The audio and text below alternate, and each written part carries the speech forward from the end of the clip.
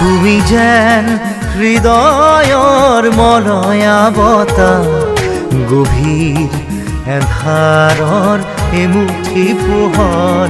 তুমি যেন আকাশৰ শুকুনা ঘোঁৰাই, দিঠকৰ এটি মিঠা হাঁহি হোৱা।